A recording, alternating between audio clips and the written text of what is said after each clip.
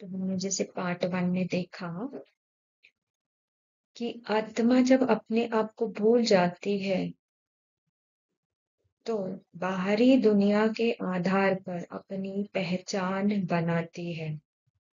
अपने सत्य को भूलने से उसको बाहर की दुनिया, और बाहर की दुनिया हमारे लिए सिर्फ जो इन पांच फाइव सेंस ऑर्गन से जो हमको दिखती है या सुनाई देती है या फील होती है, सिर्फ वो नहीं है।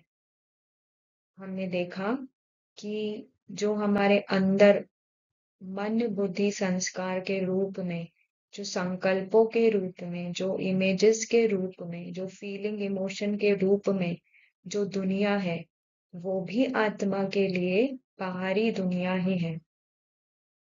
तो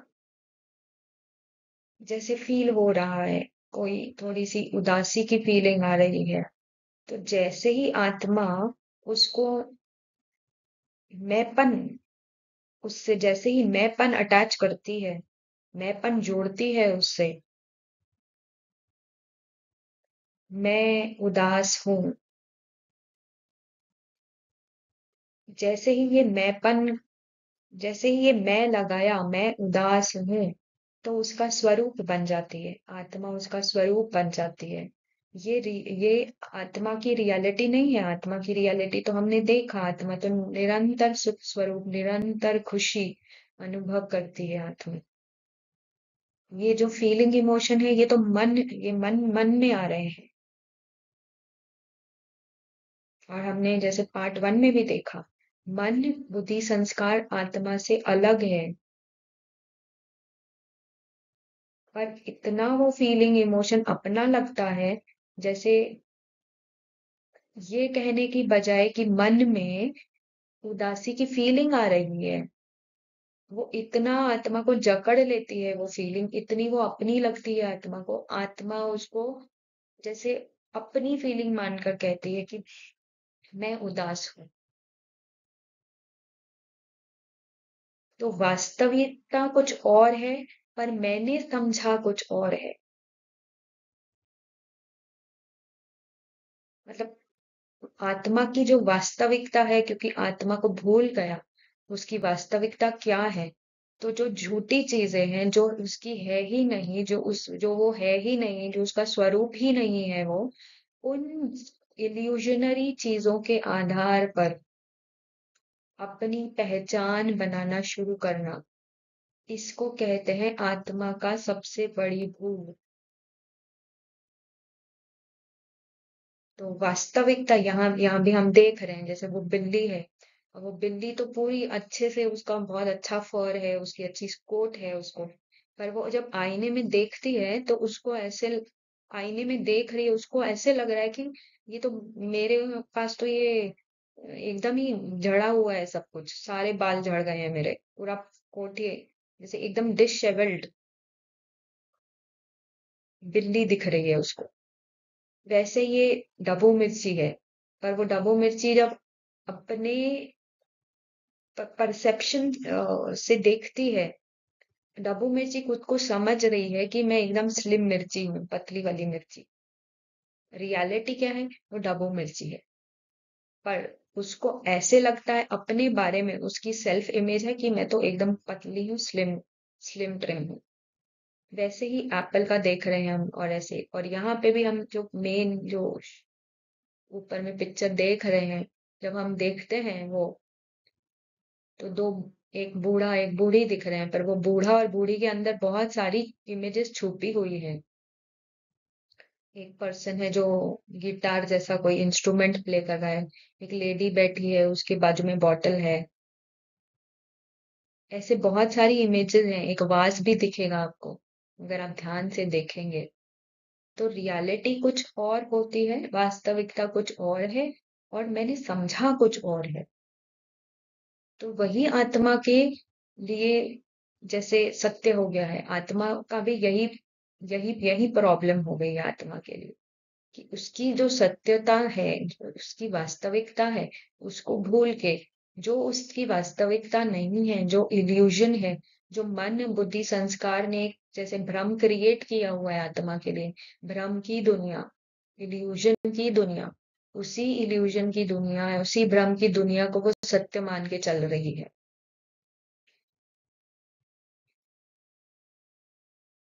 आत्मा के लिए भ्रम की दुनिया क्या है?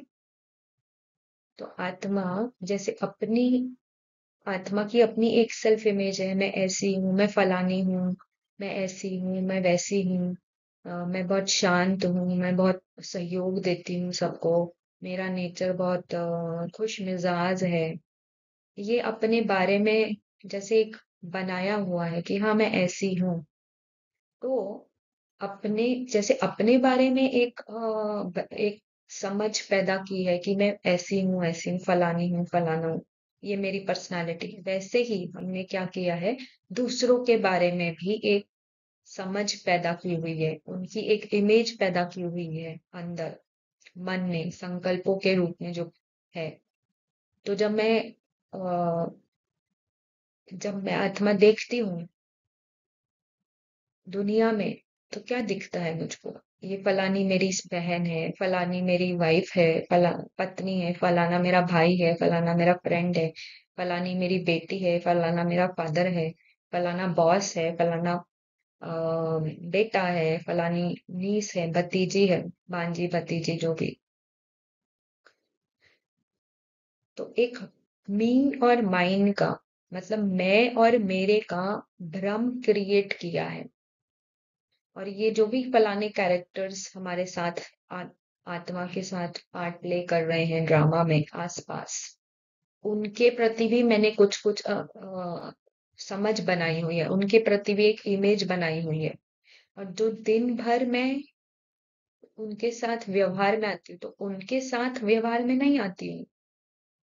वो जो इमेज मैंने अंदर बनाई हुई है, जो समझ मैंने उन उस पर्टिकुलर आत्मा के प्रति बनाई हुई है कि ये फलानी ऐसी है, ऐसी ऐसी है, फलानी बहुत गुस्से वाली है, या फलाना बहुत चिड़चिड़ करता है, ये बॉस मेरा बहुत गुस्सा करता है, इसने मेरी लाइफ दुखी कर रखी है, इसको तो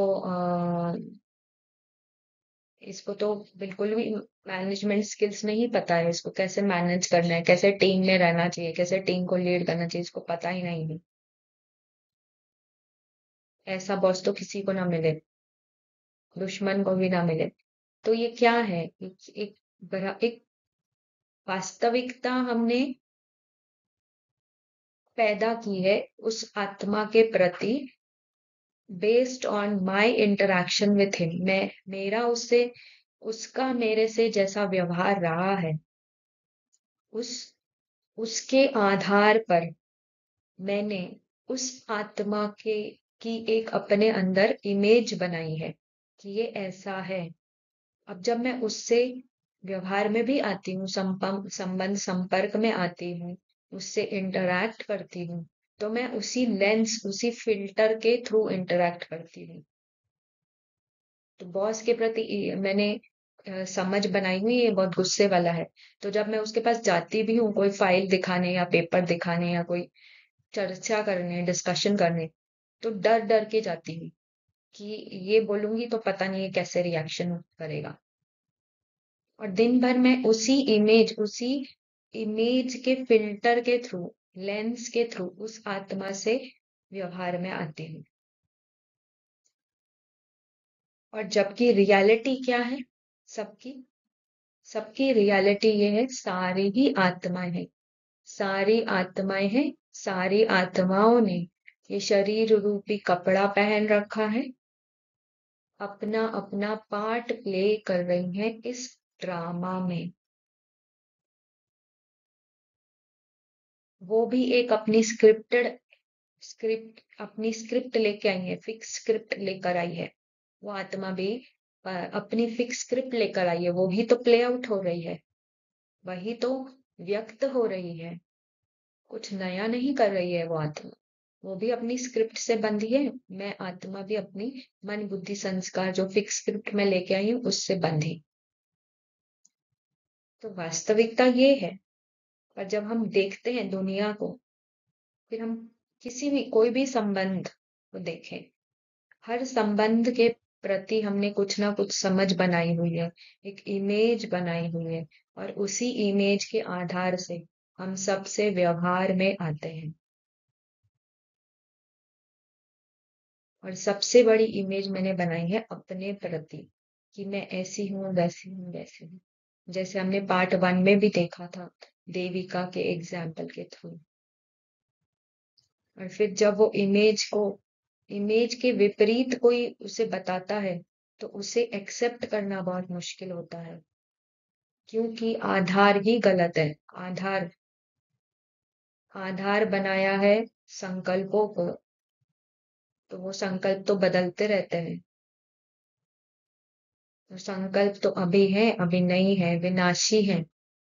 तो विनाशी चीजों के आधार से अविनाशी आत्मा अपना अगर पहचान बनाए, तो क्या पाएगी? दुख ही पाएगी। ये बहुत इम्पोर्टेंट है, समझना जरूरी है कि किस किस आधार से आत्मा ने अपनी पहचान बना रखी है। तो हम फिर से ये देविका का एग्जाम्पल देखते हैं। तो देविका मिला है शरीर को नाम, ये कैरेक्टर का नाम देविका है। देविका जो कैरेक्टर, जो ड्रामा में देविका बन के पार्ट प्ले कर रही है। तो सबसे पहले एक आइडेंटिटी बनी है, और ये आइडेंटिटी हम कहते हैं ईगो आइडेंटिटी, फॉल्स आइडेंटिटी। हद का मैं, ड्रामा के आधार पर बनाया हुआ मैं, फॉल्स ईगो आइडेंटिटी इसको हम कहेंगे। तो ये फॉल्स ईगो आइडेंटिटी सबसे पहले बनी कि मैं अपने को देविका समझूं। शरीर को नाम देविका मिला, रोज रोज बताया गया तुम देविका हो, तुम देविका हो। और मन ने रोज रोज ये सुनते हुए मान लिया देविका हूं। तो सबसे पहले आइडेंटिटी, फॉल्स ईगो आइडेंटिटी बनी मैं देविका हूं, जिसको कहते हैं नाम रूप की आइडेंटिटी। आत्मा अपने को भूल गई है और अपने को अब देविका समझ के चल रही है। फॉल्स नाम रूप की आइडेंटिटी, जिसको कहते हैं फॉल्स ईगो आइडेंटिटी। फिर होता क्या है, जैसे जैसे देविका बड़ी होती है, वो और फॉल्स ईगो आइडेंटिटी, हद का मैं क्रिएट करती है, बनाती है।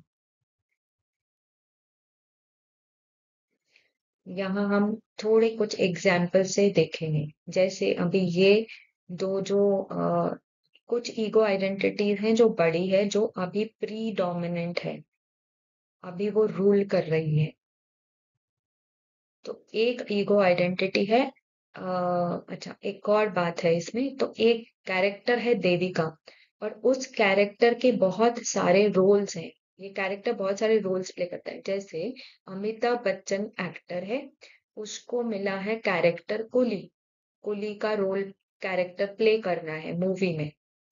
अब उस कुली से जुड़े बहुत सारे रोल्स हैं। कभी वो फादर है, अ, कभी वो किसी का बेटा है, कभी वो किसी का पिता है, कभी वो किसी का फ्रेंड है, दोस्त है, कभी वो किसी का कलीग है, को वर्कर है, कभी वो किसी का एम्प्लॉई है, किसी के अंडर काम करता है, वो कोई उसका बॉस है, कभी वो किसी का पति है। तो कैरेक्टर एक ही है, कैरेक्टर कुली है, पर वो कुली के कैरेक्टर को डिफरेंट डिफरेंट रोल्स निभाने हैं। तो कैरेक्टर है देविका, और देविका अपने जीवन में, Devika character different different roles play करती है। कभी बेटी का, कभी माँ का, कभी पत्नी का, कभी बॉस का, कभी स्टूडेंट का, अलग अलग रोल प्ले करती है। तो यहाँ हम देख रहे हैं, जैसे अब देविका, दो हम रोल का एग्जाम्पल देखेंगे पहले। Devika role of manager in office and role of daughter at home, बेटी का रोल प्ले कर रही है और ऑफिस में मैनेजर का रोल प्ले कर रही है।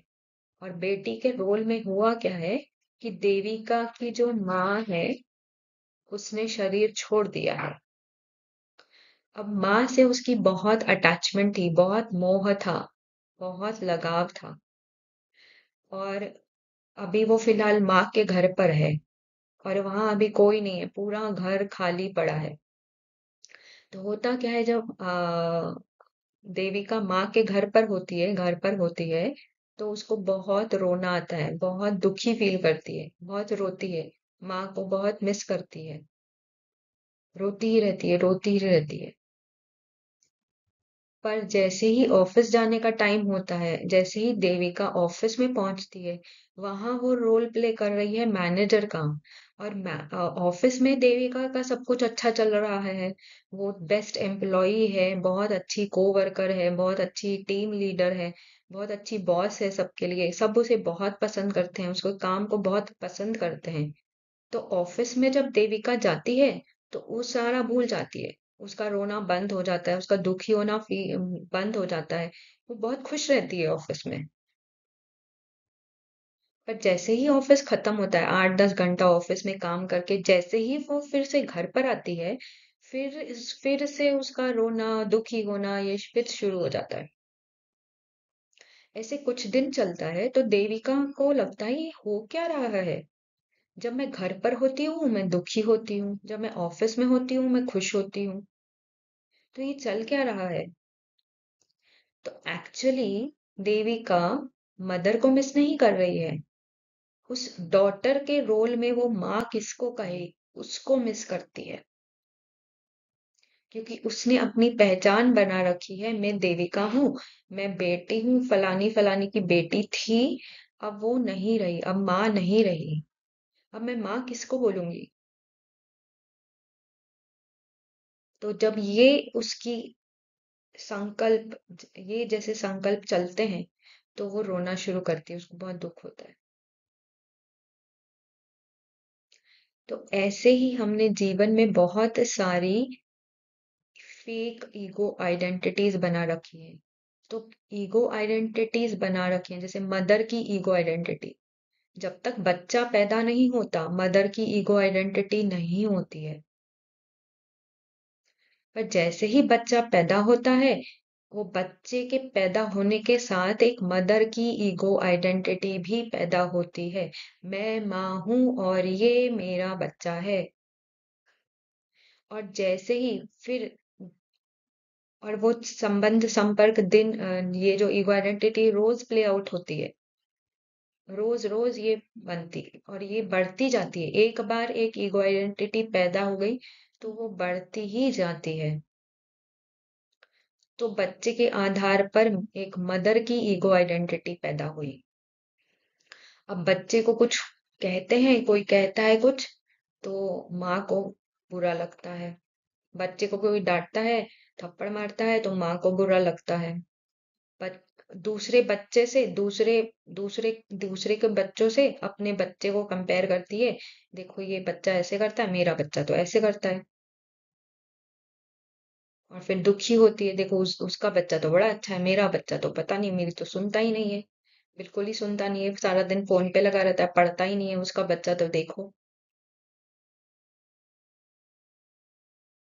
तो ये मदर ईगो आइडेंटिटी बढ़ती ही जाती है। वैसे ही wife of so and so, आत्मा अपने को भूल गई है, तो ये ड्रामा के आधार पर हद के मैं बना रही है। तो जैसे वाइफ ऑफ सो एंड सो मतलब कोई सेलिब्रिटी की वाइफ है सपोज, किसी भी सेलिब्रिटी को उठा लो, सपोज आमिर खान की वाइफ है। अभी आमिर खान की वाइफ शादी हुई आमिर खान से। जब तक आमिर खान से शादी नहीं हुई थी, एकदम साधारण थी, कोई भी जानता नहीं था। पर जैसे ही आमिर खान से शादी हुई, तो कहने लगी मैं, तो एक ईगो आइडेंटिटी पैदा हुई, मैं आमिर खान की वाइफ हूँ, आमिर खान की पत्नी हूँ।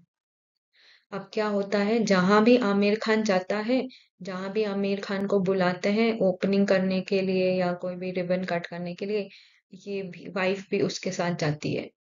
तो आमिर खान के साथ साथ इस इसको भी लोग अभी अटेंशन देते हैं, इसको भी पूछते हैं। तो जो ईगो आइडेंटिटी पैदा हुई थी शादी होने के टाइम पर। एक पैदा हुई, मैं आमिर खान की वाइफ हूँ, पत्नी हूँ। तो अब वो ईगो आइडेंटिटी को सारा बाहर की दुनिया से खत पानी मिल रहा है, जिससे वो ईगो आइडेंटिटी और बढ़ेगी ही। सारे उसके आगे पीछे करते हैं, सारे उसको पूछते हैं। आमिर खान का इंटरव्यू होता है तो इसका भी इंटरव्यू लिया जाता है। इसकी खुद की पहचान कुछ भी नहीं थी पहले। पहले इसको कोई जानता नहीं था। पर अब आमिर खान की पत्नी करके सब जानते हैं। कहाँ कहाँ ऐसा भी होता है कि आमिर खान बहुत बिजी है, तो वो नहीं जा पाता, तो इसी को ओपनिंग के लिए बुलाया जाता है। तो इसकी ईगो आइडेंटिटी और बढ़ जाती है। इसके भी इंटरव्यू आते हैं पेपर में, न्यूज़पेपर में, मैगजीन्स में छपते हैं। वीडियोस आते हैं इसके यूट्यूब पर। धीरे धीरे ईगो आइडेंटिटी बढ़ती जाती है। और कभी ऐसा भी हो जाता है, कभी सपोज जा रही थी और ट्रैफिक सिग्नल ब्रेक कर दिया और उसको पकड़ लिया ट्रैफिक पुलिस ने, कांस्टेबल ने। तो पहले तो वो साधारण रीति ही उसको बोलता है, चला अपना ड्राइविंग लाइसेंस दिखाओ, ये फलाने पेपर्स दिखाओ। पर जैसे ही वो बोलती है, तुमको पता नहीं मैं कौन हूँ, मैं आमिर खान की वाइफ हूँ, तो वो जो ट्रैफिक कांस्टेबल है, उसका बिहेवियर भी उसके प्रति बदल जाता है। जो उससे पहले साधारण रीति बिहेव कर रहा था, अब वो उसको एकदम जैसे पूरा अटेंशन और रिस्पेक्ट और रिगार्ड देने लगता है। कोई बात नहीं, कोई बात नहीं, जाओ जाओ, इस तरह से। तो पूरा इस ईगो आइडेंटिटी को जागृत रखने के लिए और बढ़ाने के लिए पूरा सामान बाहर से मिलता है। ऐसे ही और भी डांसर ईगो आइडेंटिटी। अब ये आइडेंटिटी थोड़ी छोटी है, क्योंकि क्या हुआ कि देविका जो थी पहले, शादी से पहले, जॉब से पहले बहुत अच्छा डांस इसने सीखा था और बहुत प्रोग्राम्स करती थी जहाँ उसको बहुत अवार्ड्स मिले थे। पर जब शादी हुई और फिर जॉब लगी और पूरा फैमिली पे ज्यादा, जॉब पे ज्यादा अटेंशन जाने लगा, तो डांस जैसे भूल गई। वो अभी आइडेंटिटी यूज नहीं हो रही है, कहीं भी अभी स्टेज प्रोग्राम्स नहीं हो रहे हैं, शोज नहीं हो रहे हैं, तो जैसे वो आइडेंटिटी अभी छोटी होती जा रही है, क्योंकि वो ईगो आइडेंटिटी यूज में नहीं आ रही है। पर कहीं भी जैसे कोई डांस प्रोग्राम में अगर जाती है और वहां देखती है डांस करते हुए किसी को बहुत अच्छा, बढ़िया, तो उसको अपने पुराने दिन याद आते हैं। तब वो ईगो आइडेंटिटी फिर जागृत होती है।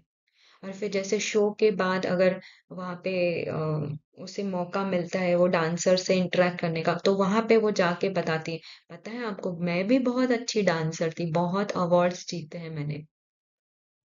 तो कहीं ना कहीं वो ईगो आइडेंटिटी थोड़ी सी ट्रिगर होती है।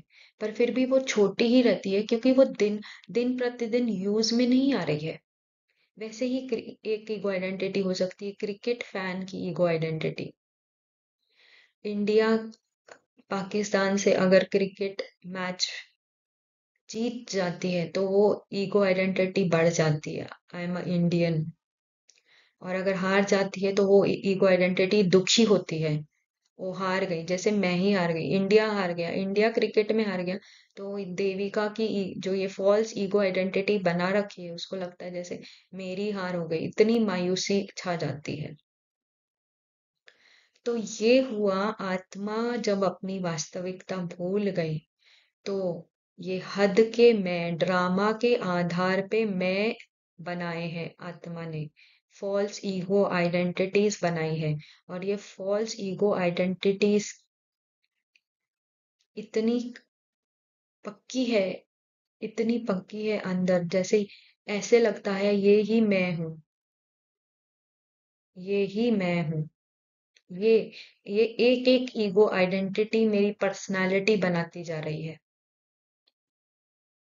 और ये ईगो आइडेंटिटी एक बार पैदा हो गई, तो ये सिर्फ बढ़ती ही रहती है। कोई भी चीज जो पैदा होती है, वो विनाश को पाना नहीं चाहती, वो सिर्फ बढ़ना चाहती है। तो ये ईगो आइडेंटिटीज बढ़ना ही चाहती है। एक और एग्जाम्पल यहाँ देख रहे हैं, जिससे बहुत सारे लोग बहुत सारे जन रिलेट कर पाएंगे। वो होती है एक मदर इन लॉ की ईगो आइडेंटिटी, सास की ईगो आइडेंटिटी। तो होता क्या है कि एक बार ईगो आइडेंटिटी पैदा हो गई तो वो मरना नहीं चाहती है। वो जिंदा रहना चाहती है और बढ़ना चाहती है। तो सास की ईगो आइडेंटिटी पैदा होती है जब जो माँ है उसके बेटे की शादी होती है। तो एक सास की ईगो आइडेंटिटी पैदा होती है। और ये बहुत डीप रूटेड है, बहुत इसमें इनसिक्योरिटी होती है, असुरक्षित भावना होती है इस ईगो आइडेंटिटी में। क्योंकि होता क्या है, अब तक माँ बन के बेटे की देखभाल की है, हर जो भी बेटे की कोई जो भी जरूरत थी वो माँ बन के पूरी की है। और अब बेटे की शादी होने से उसकी जो पत्नी आएगी वो कहीं ना कहीं वो सारी जरूरतें पूरी करने वाली है। जैसे माँ पहले खाना बनाती थी, अब पत्नी बनाएगी। माँ लॉन्ड्री, कपड़े धोने का काम, कपड़े आयरन करने का काम करती थी, अब पत्नी करेगी। सारी उसकी जो इमोशनल नीड्स है वो भी पत्नी ही पूरी करेगी। बहुत स्ट्रॉन्ग सपोर्ट होगी वो बेटे के लिए।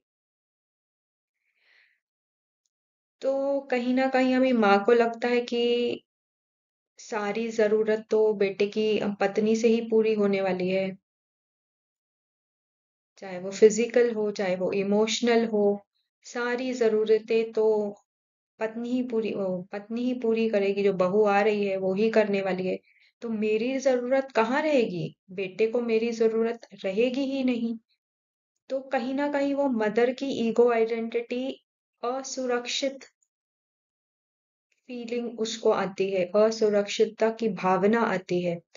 और ये बहुत स्ट्रॉन्ग फीलिंग है कि अब मेरी जरूरत नहीं रहेगी, मेरे बेटे को अब मेरी जरूरत नहीं होगी, ऐसे कैसे। तो वो जो ईगो आइडेंटिटी पैदा होती है सास की, वो कहीं ना कहीं अपनी इम्पोर्टेंस बनाए रखना चाहती है, अपनी इम्पोर्टेंस जताना चाहती है कि मेरा भी रोल है, मेरा रोल खत्म नहीं हुआ है। बेटे की शादी होने से, तुम्हारे आने से, बहू के आने से मेरा रोल खत्म नहीं हुआ है। मेरी भी इम्पोर्टेंस अभी भी उतनी ही है जितने पहले थी, रादर ज्यादा इम्पोर्टेंस है मेरी। ऐसे वो ईगो आइडेंटिटी कहीं ना कहीं वो जताना चाहती है।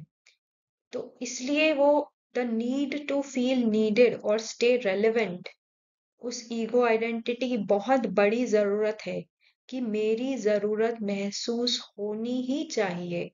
मेरे बिना इनका काम हो नहीं सकता, इनका काम चल नहीं सकता। तो वो ईगो आइडेंटिटी हर कुछ तरीके अपनाती है अपनी जरूरत महसूस कराते रहने के लिए। तो ये ऐसे एक ईगो आइडेंटिटी काम करती है। तो क्या करे इस जो ईगो आइडेंटिटी के चक्कर में आत्मा फंसी हुई है, अपने आप को कभी कभी बेटी, कभी पहले तो ये नाम रूप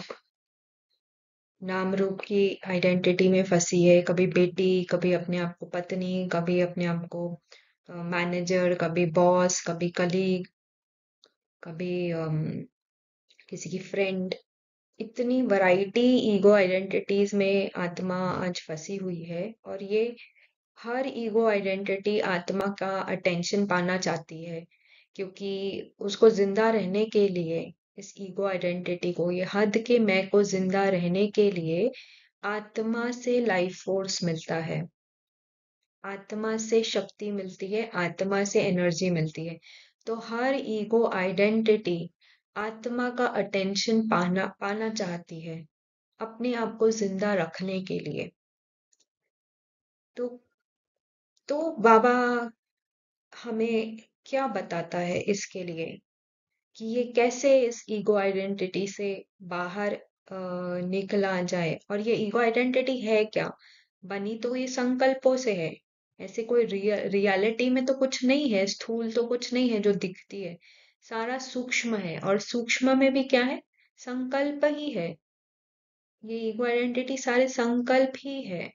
एक एक संकल्पों के पुतले हैं ये। जैसे जैसे 5, 6, 10, 20, पता नहीं कितने सारे ऐसे संकल्पों के पुतले घूम रहे हैं।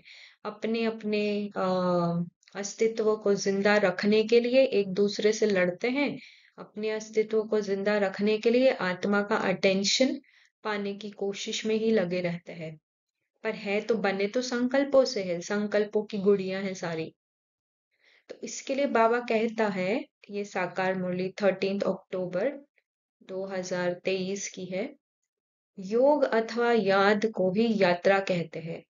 याद नहीं करते तो समझे हम रेस्ट ले रहे हैं। यात्रा पर जाकर कोई रेस्ट लेते हैं। तुम भी अगर रेस्ट लेते हो, याद नहीं करते हो, तो विकर्म भी विनाश नहीं होंगे और आगे भी नहीं बढ़ेंगे। अब यहाँ पे जो विकर्म विनाश करना किसको कह रहा है बाबा? मैंने, मुझ आत्मा ने, ये जो अलग अलग संकल्पों की गुड़िया, ये हद की मैं की गुड़ियाएं जो हैं सारी, इनसे जो अपनी पहचान बना रखी है, यही मेरे लिए विकर्म है। दूसरा और कोई विकर्म नहीं है। आत्मा अपनी पहचान भूल गई और ये वैरायटी गुड़िया, ईगो आइडेंटिटी, वैरायटी संकल्पों की जो गुड़ियाएं बना रखी है, हद के मैं की गुड़ियाएं बना रखी है, इससे अपनी पहचान बनाना ही विकर्म है आत्मा के लिए। तो बाबा ने कहा, याद नहीं करते तो नजदीक नहीं जाते, आत्मा थक जाती है। बाबा को याद नहीं करते, अटेंशन बाबा के पास नहीं देते, अटेंशन पूरा संकल्पों की दुनिया में, वो संकल्पों की गुड़िया के पास है, और हर गुड़िया आत्मा का अटेंशन पाना चाहती है। तो आत्मा को समझ नहीं आता इसके पास अटेंशन दूं या इसके पास अटेंशन दूं। तो इतनी वैरायटी गुड़िया के खेल में, हद के मैं की जो गुड़ियाएं हैं ये सारी, इनके खेल में आत्मा क्या करती है? आत्मा थक जाती है और बाप को भूल जाती है। बाप कहते हैं, तुम यात्रा पर चल रहे हो, रात को तो तुम रेस्ट लेते ही हो। ऐसे नहीं कि रात को तुम नींद में हो तो यात्रा पर हो। नहीं, वो रेस्ट है। जब जागते हो तब यात्रा पर। नींद में कोई विकर्म विनाश नहीं होंगे। बाकी हाँ, दूसरे कोई विकर्म नहीं होते हैं। तो बाप सभी बातें समझाते हैं, परंतु कोई अमल में भी जब लाए। फिर बाबा ने यहाँ एक और विधि बताई है, ये अव्यक्त मुरली से है। अव्यक्त मुरली 23 फरवरी 1997। बाप दादा ने पहले भी दो शब्द सुनाए हैं, साथी और साक्षी। जब बाप दादा साथ है तो साक्षीपन की सीट सदा मजबूत रहती है। कहते सभी हो, बाप दादा साथ है, बाप दादा साथ है, लेकिन माया का प्रभाव भी पड़ता रहता, और कहते भी रहते हो, बाप दादा साथ है, बाप दादा साथ है। साथ है, लेकिन साथ को ऐसे समय पर यूज नहीं करते हो, किनारे कर देते हो। जैसे कोई साथ में होता है ना, कोई बहुत ऐसा काम पड़ जाता है या कोई ऐसी बात होती है, तो साथ कभी ख्याल नहीं होता, बातों में पड़ जाते हैं। अर्थात बाबा बोल रहा है कि मुख से तो बोलते रहते हैं बाप दादा साथ है, बाप दादा साथ है, परंतु बाबा अगर साथ है तो साक्षीपन की सीट सदा मजबूत रहेगी। अर्थात साक्षीपन किससे? ये जो मन के संकल्प है, जिसको बाबा ने यहाँ माया बोला है, माया का प्रभाव भी पड़ता रहता है, अर्थात मन के संकल्प। जब बाबा साथ है तो आत्मा बाबा के साथ इन मन के सारे संकल्पों से साक्षी होकर रह सकती है।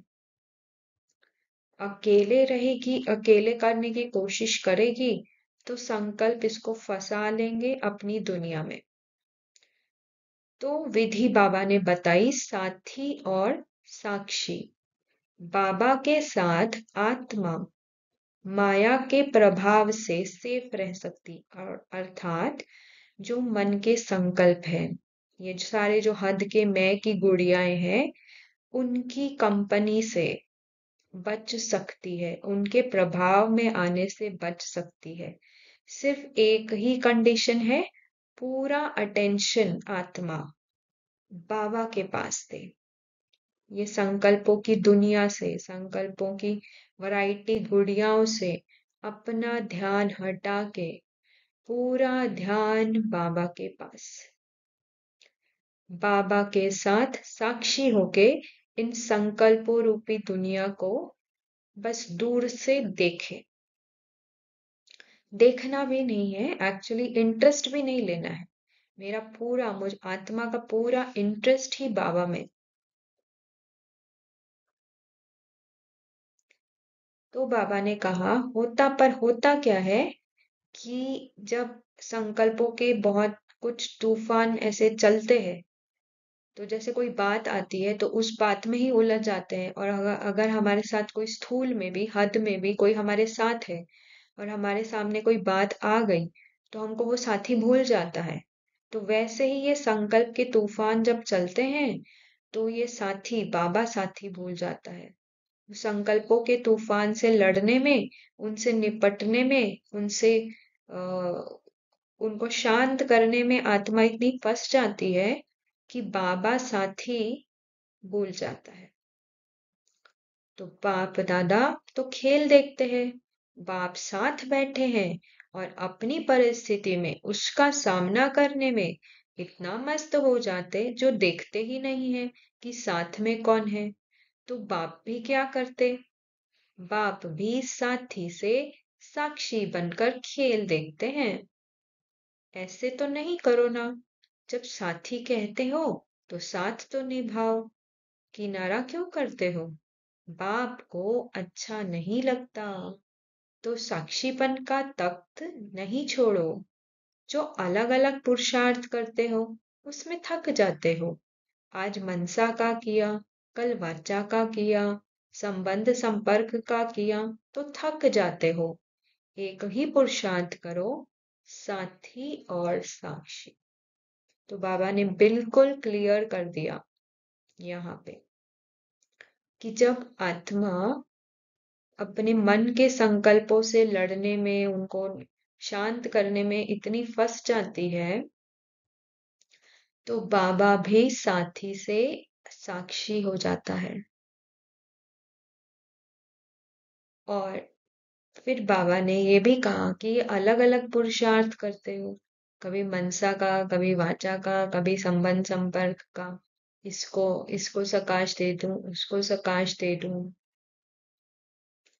इसको ठीक, ये ठीक हो जाए तो बहुत अच्छा हो जाए। तो बाबा ने कहा ये अलग अलग पुरुषार्थ करते करते आत्मा थक जाती है।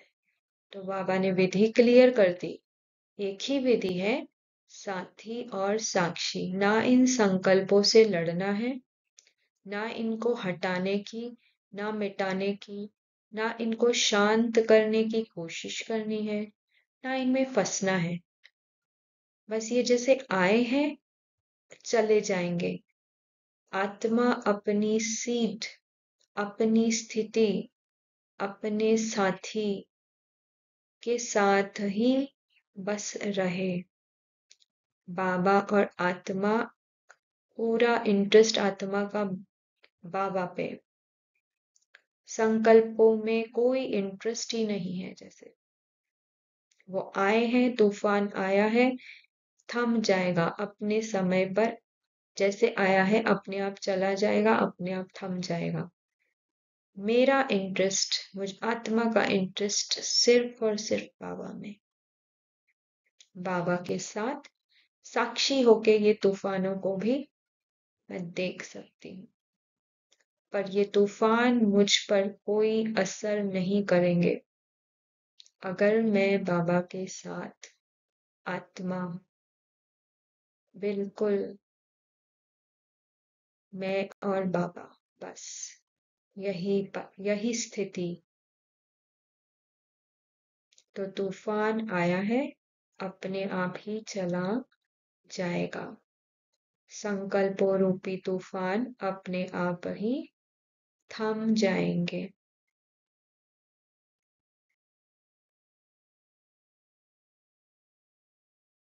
जैसे सूरज होता है, सूरज अपने टाइम पे निकलता है, अपने टाइम पे अस्त हो जाता है। ऐसा एक भी दिन नहीं है जब सूरज निकलता नहीं, जब सूरज शाइन नहीं कर रहा है, अपनी लाइट नहीं बिखेर रहा है। पर कभी कभी ऐसे दिन होते हैं जब आसमान में बहुत घने काले बादल होते हैं, तो सूरज दिखता ही नहीं है। पर क्या सूरज है नहीं? उन काले घने बादलों के पीछे भी सूरज अपनी लाइट बिखेर रहा है, शाइन कर रहा है, चमक रहा है। जब वो बादल हट जाएंगे तो सूरज हमको वही मिलेगा। वो कहीं गया है नहीं है, वो सिर्फ छुप गया है, बादलों के पीछे छुप गया है। पर सूरज वही है। बादल बादल उसको बादल अपना प्रभाव सूरज पे नहीं डाल सकते, ना उसकी लाइट को, ना उसकी चमक को कम कर सकते हैं। बस थोड़ी सी धैर्यता रखनी है, अपने आप ही ये बादल हट जाएंगे, मिट जाएंगे, चले जाएंगे। कितने भी घने बादल हो, कितने भी काले बादल हो, बादल आए ही हैं जाने के लिए, उनको पास करना ही है। और जैसे ही वो चले जाएंगे, हट जाएंगे, पास कर जाएंगे, तो सूरज वहीं मिलेगा और उसकी चमक वैसी ही होगी। उसकी चमक में कोई फर्क नहीं पड़ता। कितना भी काला घना बादल हो, सूरज को सूरज की चमक को कम नहीं कर सकता, सूरज को प्रभावित नहीं कर सकता। वैसे ही मैं आत्मा भी सूरज के समान चमकती हूँ। कितने भी संकल्पों रूपी काले घने बादल, कितने भी फीलिंग रूपी काले घने बादल, कितने भी इमोशन रूपी, ईगो रूपी काले घने बादल आ जाए, मुझ आत्मा को टच भी नहीं कर सकते, प्रभाव भी नहीं डाल सकते। मेरी चमक वैसे के वैसे ही रहती है। ये बादल आए हैं, चले जाएंगे।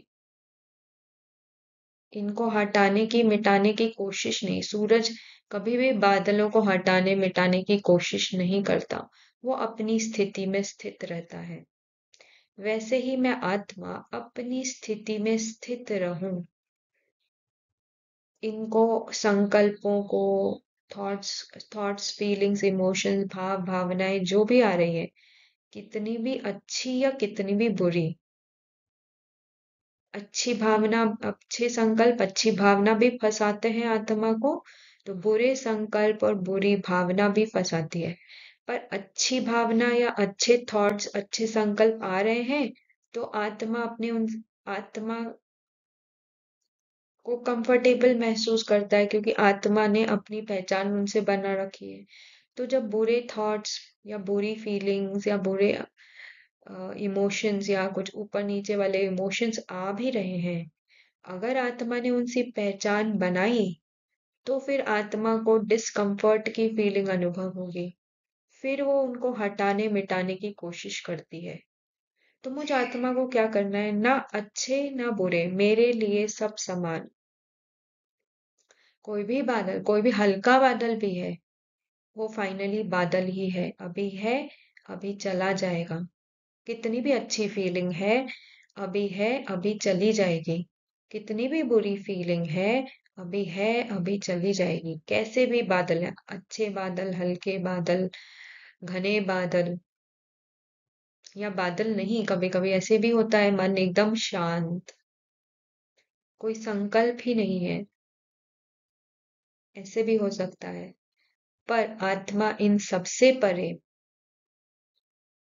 आत्मा पर इसका कोई प्रभाव नहीं पड़ता। ये सारे बादल हैं, चले जाएंगे। आत्मा को सिर्फ अपनी सीट और साक्षी बाबा के साथ, बाबा का साथ, बस यही स्थिति में रहना है।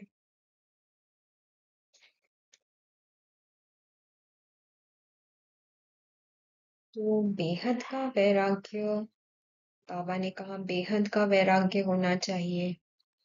बेहद का वैराग्य, हमको लगा बाहर की दुनिया जो दिखती है या सुनाई देती है, या जो भी पांच कर्मेंद्रियों से अनुभव होती है, हमें लगा उस दुनिया का वैराग्य, घर गृहस्थ में रहते उस दुनिया का बुद्धि से वैराग्य करना है। पर एक्चुअल में बेहद का वैराग्य मतलब अंदर, ये अंदर जो मन की दुनिया बनी हुई है, मन ने जो कहानियां बुनी हुई है, एक दुनिया क्रिएट की हुई है मन बुद्धि और ये शरीर के द्वारा, ये जो दुनिया ऐसे एकदम जो रियल लगती है, 3D इफेक्ट वाली जो ये दुनिया है,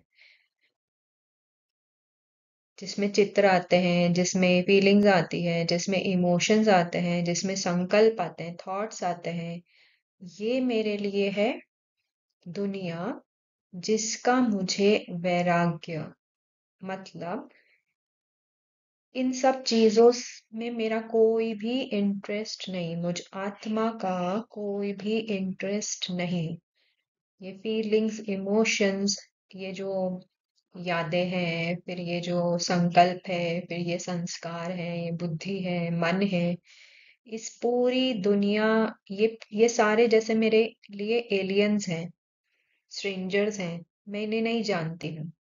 मैं सिर्फ जानती हूँ, मैं आत्मा सिर्फ जानती हूँ, सिर्फ मेरे बाबा को जानती हूँ। मेरा पूरा इंटरेस्ट, मुझ आत्मा का पूरा इंटरेस्ट, मुझ आत्मा का पूरा अटेंशन सिर्फ और सिर्फ एक बाबा पर, एक रस एकांत, बस। ये जो दुनिया है मन की बनाई हुई, कलरफुल है वो बहुत, वैरायटी है उस दुनिया में, बहुत सारे कलर्स हैं, बहुत सारे रंग हैं, सारे सारे शेड्स हैं। उस कलरफुल दुनिया में मुझे कोई भी इंटरेस्ट नहीं। मुझ आत्मा का पूरा अटेंशन उस दुनिया से हटाकर, और अब मैं बाबा की तरफ अपना अटेंशन, मेरा पूरा ध्यान बाबा की तरफ, बाबा और मैं आत्मा, जैसे मेरे लिए ये ही दुनिया है, और ये मन की दुनिया मेरे लिए अभी स्ट्रेंजर की दुनिया है, अज्ञात है। मैं इस दुनिया को जानती नहीं, ना मेरा इस दुनिया में कोई इंटरेस्ट है। तो इसको हम कहेंगे बेहद का वैराग्य। तो ये दिन भर प्रैक्टिस, सिर्फ यही प्रैक्टिस करना है।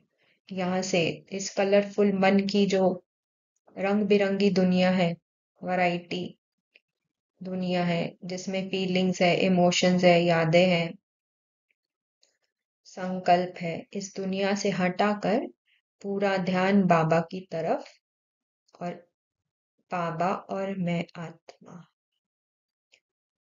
यही पुरुषार्थ करना है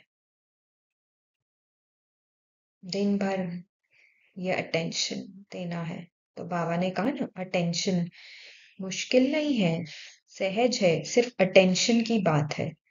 तो अटेंशन क्या देना है, तो ये अटेंशन आत्मा को दिन भर रखना है कि मन की दुनिया से अपना ध्यान हटा के बाबा की तरफ ही मेरा ध्यान लगा रहे। यही पुरुषार्थ है और अटेंशन ही आत्मा का नेचुरल नेचर है, नेचुरल स्वभाव है। तो ये हुआ साक्षी और साथी, मन की दुनिया से साक्षी और बाबा का साथी। बाबा के साथ मन की दुनिया से साक्षी। अगर आत्मा अकेली साक्षी बन का प्रैक्टिस करेगी तो मन उसको कभी ना कभी फंसा लेगा, अपनी दुनिया में वापस ले जाएगा। तो बाबा ने कहा साथी और साक्षी, हमेशा हमेशा बाबा को याद रखना है। बाबा के साथ ही आत्मा मन की दुनिया से साक्षी होती है। और जब मैं आत्मा ये प्रैक्टिस करती हूँ तो होता क्या है, मतलब मन के जो भी संकल्प आ रहे हैं, जो भी कहानियां वो बुन रहा है, जो भी फीलिंग्स इमोशंस वो क्रिएट कर रहा है, जब मैं उससे साक्षी हो जाती हूँ और पूरा मेरा ध्यान सिर्फ और सिर्फ बाबा की तरफ लगा रहता है, तो होता ये है कि मन अपने आप ही जैसे चुप हो जाता है। जो भी उसमें हलचल हो रही है वो जैसे थम जाती है। और जितना जितना आत्मा बाबा के साथ के अनुभव में और गहराई में उतरती है, ये मन जैसे आत्मा की साइलेंस के पावर में आने लगता है, आत्मा की साइलेंस से प्रभावित होने लगता है और मन अपने आप ही चुप हो जाता है। जैसे हम देखते हैं, अगर कोई 3 जने हैं आपस में और 2 जने लगे हुए हैं, आपस में ही लगे हुए हैं, तो तीसरे को क्या होगा?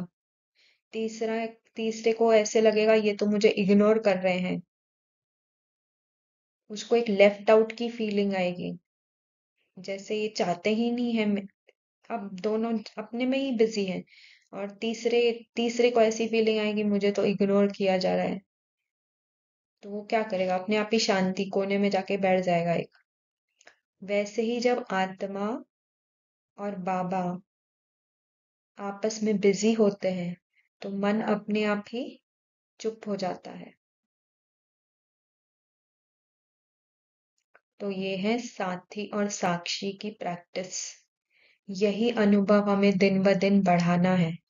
मन से उलझना नहीं है, ना मन में आते हुए संकल्पों को हटाने की, मिटाने की कोशिश करनी है। ना कोई फीलिंग या इमोशन जो भी आ रही है मन में, ना उसको हटाने मिटाने की कोशिश करना है, ना उसमें जाके फंसना है।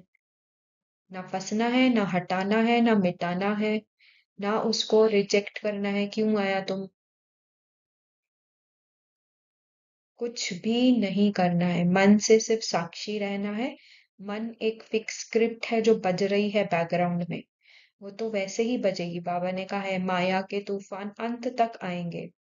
तो ये मन के संकल्प, ये फीलिंग्स, इमोशंस, ये चित्र जो मन वैरायटी चित्र दिखाता है, ये सारे आने ही हैं, अंत तक आने हैं। इसको हटाने मिटाने की कोशिश की तो उसी में ही फंस जाएंगे। और वो हटने मिटने वाले तो है नहीं, क्योंकि वो तो फिक्स स्क्रिप्ट है आत्मा के अंदर जो सिर्फ बाहर आ रही है। तो हटने मिटना ना हटने वाले हैं ना मिटने वाले हैं। तो क्यों अपनी टाइम और एनर्जी उसमें वेस्ट करनी? मुझे सिर्फ एक ही काम करना है, मुझ आत्मा का एक ही काम है, मन से साक्षी, पूरा ध्यान, पूरा मेरा अटेंशन बाबा की तरफ। तो बाबा को जो आत्मा को देना है, आ, बाबा दे सकता है।